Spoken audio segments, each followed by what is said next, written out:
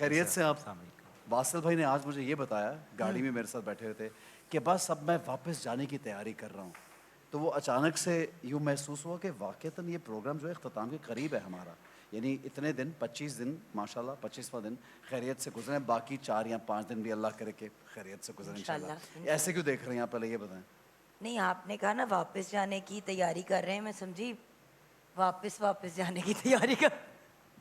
یا الہی, ہم نے اسلام آباد میں نے کہا میرا بھائی رب کے پاس جانے کی تیاری کر رہے ہیں, میں پریشان ہو گئی اپنے بھائی کے لیے.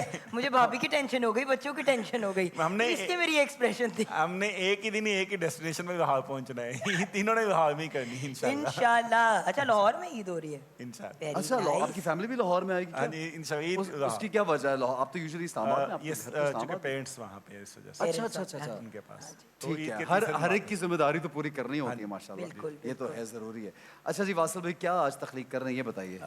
آج انشاءاللہ ایک آیت ہے, ان اللہ یحب المقسطین, بے شک اللہ پسند کرتا ہے انصاف کرنے والوں کو, یعنی کہ جو ترازو میں توازن قائم کرتے ہیں اللہ ان سے محبت کرتا ہے, ان کو پسند کرتا ہے. یہ آیت ہم توازن ہی تو مسنگ ہے آج کل کی دنیا کے, سب سے بڑا ایشو ہر انسان کی زندگی میں اور پوری دنیا میں. اب جیسے کہ ہم زکوٰۃ کی بات کر رہے ہیں, صدقے کی بات کر رہے ہیں, خیرات کی, فطرانے کی, اس میں بھی ہم بیلنس کے ساتھ نہیں چلتے.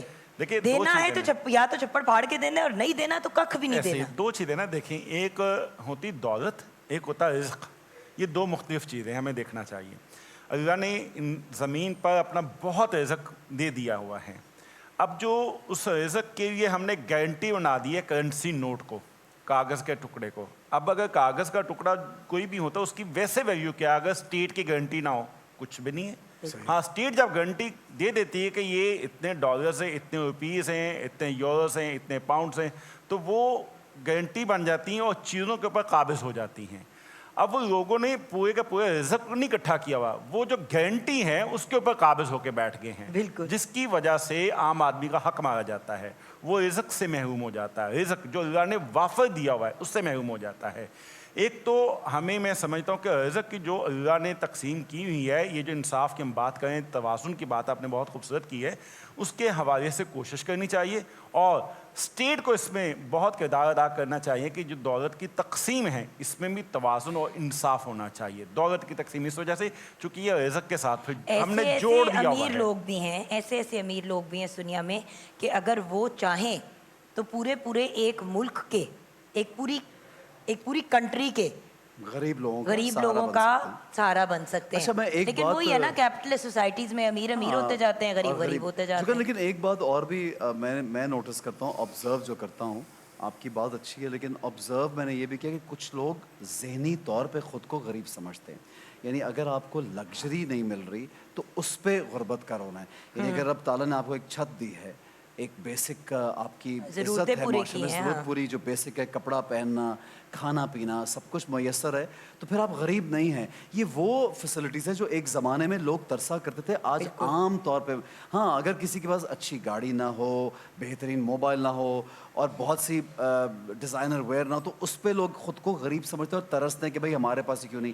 تو پہلے ذہنی طور پہ بھی خود کو ایک سوچنا بھی ضروری ہے کہ یار اللہ نے ہمیں سب کچھ دیا بھی ہے اور حالات نہیں بدلنا چاہتے. پھر اس کے بعد شیخ سعدی کا ایک قول ہے, اس کے کچھ مفہوم یوں ہے کہ رزق صرف دولت نہیں ہے. رزق آپ کے بچے, آپ کا کاروبار, آپ کی صحت, آپ کے رشتہ دار, آپ کا وہ وقت جو آپ کو مل جائے, اور آپ کی ہر چیز اگر قائم و دائم ہے, سب کچھ آپ کے ارد گرد موجود ہے, فیملی ہے, بچے ہیں, آپ کھا پی رہے ہیں, چل پھر رہے ہیں, تو یہ بھی بہت بڑا رزق رب کی نعمت ہے. تو اگر ہم شکر ادا کریں, جیسے ہمیشہ جگن بھی بات کرتی ہیں, واصل بھائی آپ بھی ہمیشہ کہتے ہیں کہ شکر ادا کرنا اتنا لازمی ہے. اور قرآن پاک میں تو رب تعالیٰ نے صاف فرمایا کہ تم شکر ادا کرو گے میں اور بڑھا دوں گا.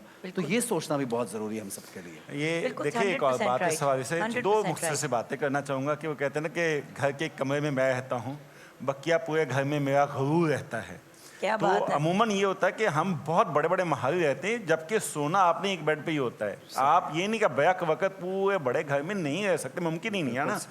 دوسری بات یہ کہ دیکھیں, جو زمین پھل نہ دے وہ بنجر ہو جاتی ہے, اور جو آپ اگر زکوٰۃ نہیں دیں گے, صدقات نہیں دیں گے, तो वो आपकी ज़िंदगी को बंजर कर देगी। आपके पास शायद करेंसी बहुत इकट्ठी हो जाए लेकिन सुकून नहीं भैया होगा। मैंने अरबपति खरबपति देखे हैं जो हर वक्त हाय हाय ही कर रहे होते हैं, क्योंकि ना उन्हें कोई पूछने वाला होता है। कल जैसे जो कहानी बच्चों को सुनाई थी कि ऐसे ही? आप बहुत आलीशान महल में रह लें, अकेले नहीं रहा जाता।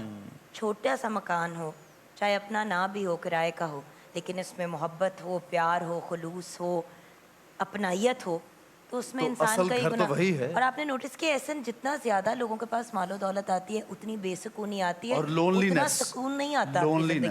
बिल्कुल। लोनलीनेस बहुत वो आती है, ये अकेले आपने बड़े रहते हैं। खूबसूरत कही। वो एक शेर भी ना बड़ा खूबसूरत, ईंट पर सर रख के सो जाता है मजदूर, कभी नींद की गोली नहीं खाता। बेशक। वाह वाह। और अकबर अल आबादी का भी एक शेर बहुत मशहूर, सबा अकबर आबादी का, खामोशी मतलब का असर बोल रहा है, मैं घर में नहीं हूँ, मेरा घर बोल रहा है। तो जनाब अपने घर को घर बनाइए जो आपके अपनों से बनता है। सिर्फ बड़े घर और दौलत से ये जो ज़हनी तौर पे जो गुर्बत हम पे सवार हो जाती है कि हमारे पास तो कुछ है नहीं, उससे बाहर निकलिए और रब ताला का शुक्र अदा कीजिए। सांस लेने के लिए हवा दी है रब ताला ने, आप अगर घूम फिर रहे हैं, सेहत है, सब कुछ ठीक है, तो एंजॉय कीजिए लाइफ को। जनाब किचन की